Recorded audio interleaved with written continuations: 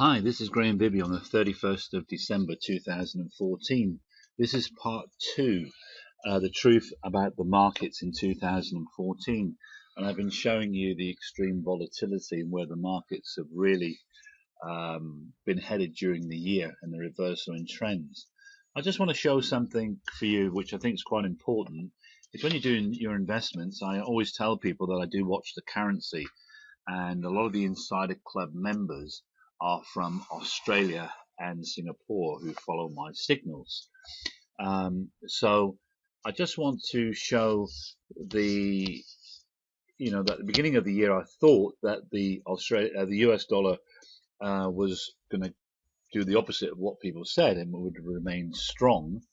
And in fact, it has done that.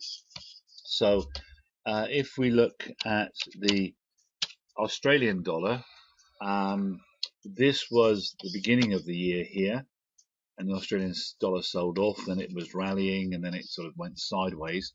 But since, let's say that since July, the Australian dollar against the US dollar has gone from 94 to 82. So that's a huge move of around 11%.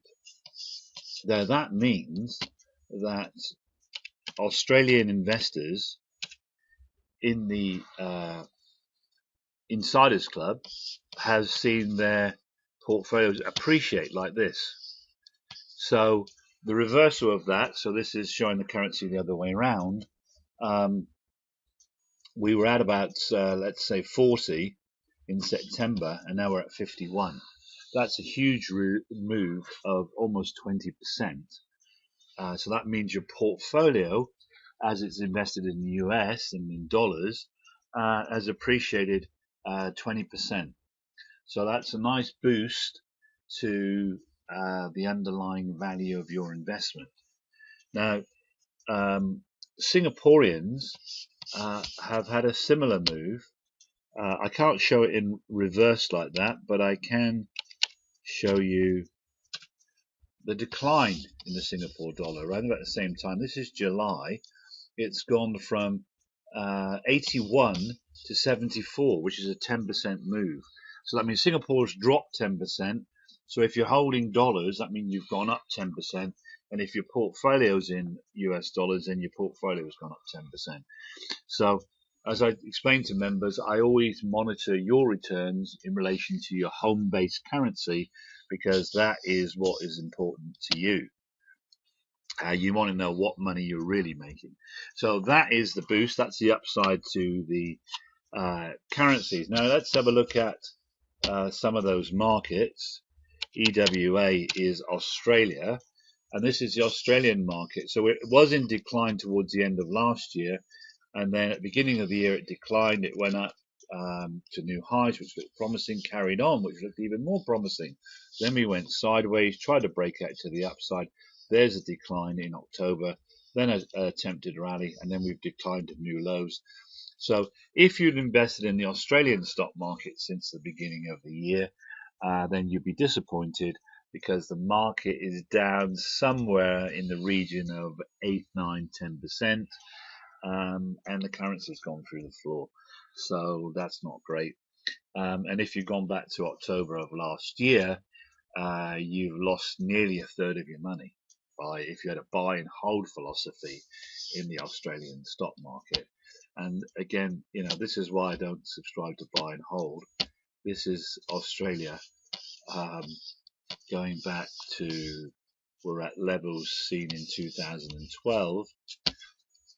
And if I change this to a weekly chart, the levels here are the same levels as 2006.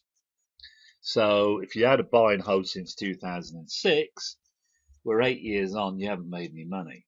So you can't buy and hold. You need to be able to move in and out of markets. And the market's largely been in this sideways range since the end of 2009, which is 5 years if you had a buy and hold philosophy. No more on that today, because I have reiterated this before. Now I just want to go through with you, if this is going to play ball, there we go. Let's go back there. I just want to show you some other things. Again, just to reiterate currency moves. This is what's happened to the dollar index. Since July, it's been in this uptrend. And you'll recall that I did put in one of my updates that the US dollar index had broken out of this trading range here. See that circle? So in July, I said, look, we've broken out of the 81 to 79, if you go back and look at my YouTubes. And I'll say that even though people were expecting the dollar to be weak, actually the dollar is strong. And it broke out to the upside. And this is really big call. I'm really proud of this call because this was 81 and it's 89.97. That's over a 10% move, which is huge in currencies, especially since August. So, we're talking August, September, October, November, December, 5 months, 10% move in currencies. That is really, really powerful. So what else has been going on this year to add to a bit of the turmoil? Well, first of all, not composite, sorry, I don't want to look at that. I want to look at, let's start off with USO. Let's have a look at. This is one of the major things that's happened this year. This is the oil index. Now, a few years ago, there's a shortage of oil. Well, there isn't. And now this is what's happened to oil. It's gone from 40 to 20. 50% decline in June. Now, if you were holding oil-related stocks and you had a buy and hold philosophy, I'm sure the oil stocks have gone down more than 50%. That's a huge move. And going back to buy and hold and what should happen and what does happen in the markets, a lot of people at my seminars saying, what about gold? What about silver? Well, this is what's been happening to gold and silver.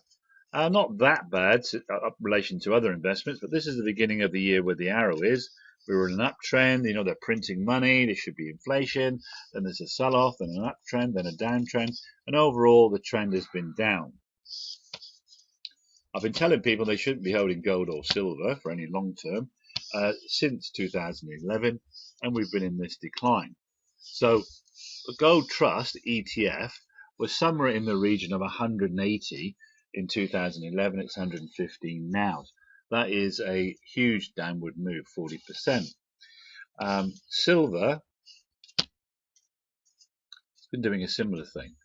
It was 420, it's 155. That's about a 60% downward movement. That is huge.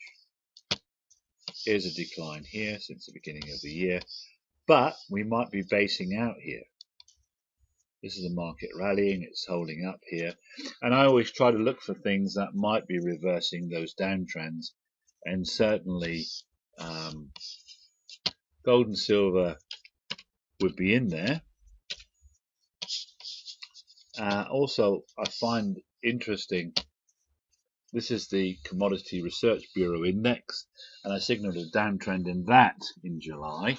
And it's gone from just over 310 to 230, which by my measurements is about 167 point movement, which is getting on towards a 67 point movement, which is a 22% decline, and the commodity stocks would be equally as bad.